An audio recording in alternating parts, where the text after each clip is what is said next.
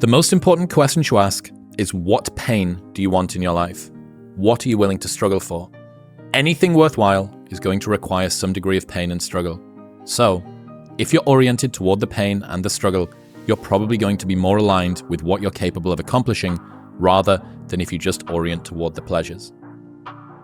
There comes a moment when you stop waiting. Waiting for the apology, for the motivation, for the spark.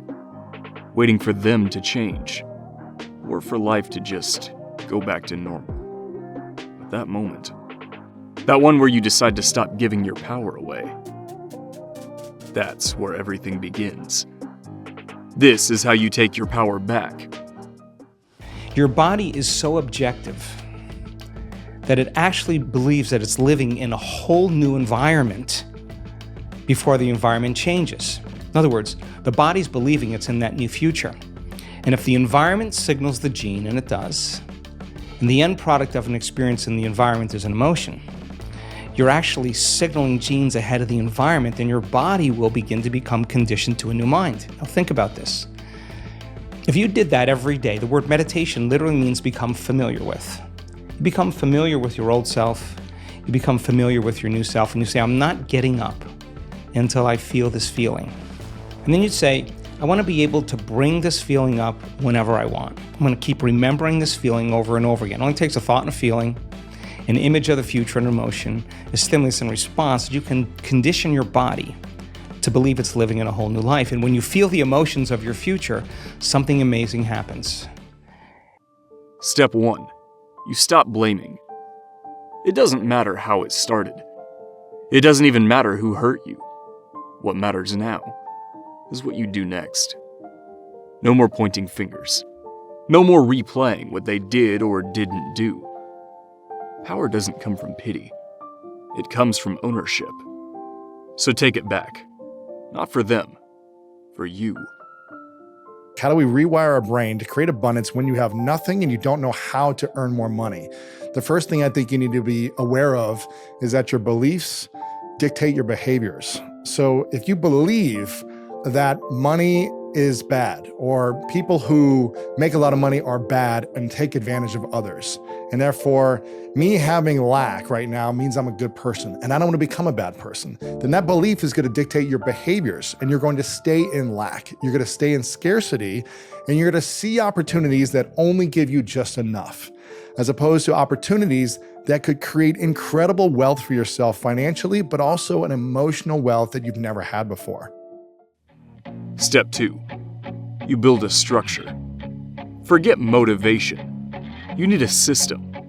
Something that shows up when you don't feel like it. Wake up at the same time. Train at the same time. Write it down. Track it. Repeat it. Consistency is louder than inspiration. Your calendar? That's your battlefield now. There are a lot of good people out there, again, employing empathy, but also reminding myself of the truth of what I've seen and I've experienced.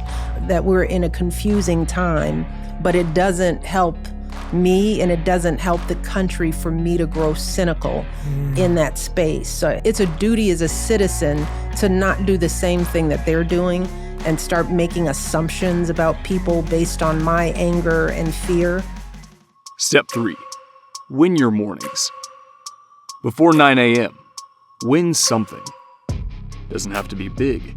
Cold shower, a quiet workout, journaling when no one's watching. Win something early, and you set the tone for the entire day.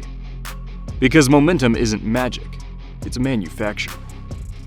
So for girls, I'd say, do things you're not qualified for. I was not qualified to get a Netflix special, but I did it. If you looked at my resume, you'd say that girl should not have a Netflix special. But I did, and it was top 5 on Netflix. So I think for the girls, don't wait till you're overqualified. Challenge yourself, and you gain confidence when you're able to do something you didn't know you could do. Step 4. Rewrite the voice in your head. The one that says you can't. That's not your voice. That's residue. Residue from the people who doubted you. The failures you've survived. You want power? Start by choosing different thoughts. Say it out loud. I am not who I was. Again. Louder this time. I am not who I was.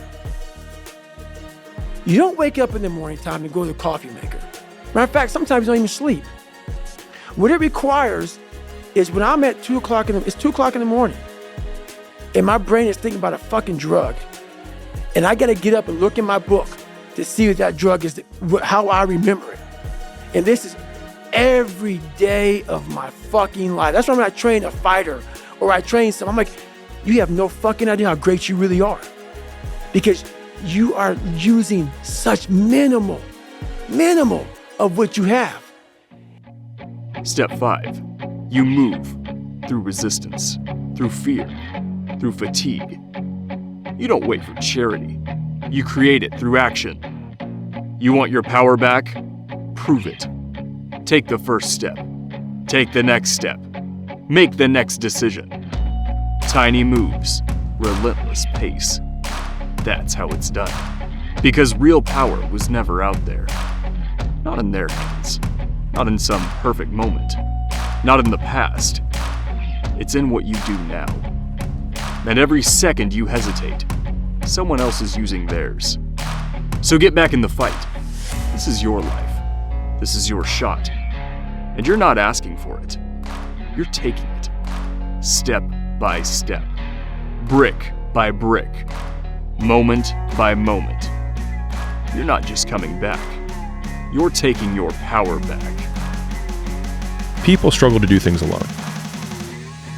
And the path of the exceptional person is one of an exception, which means that you are not with other people. And rather than fighting that or bemoaning it, see it as an indicator that you're on the right path. Because if everyone else were cheering you on, then it means you're not in the right place, because it means you're just like everyone else, and that's not where you want to be.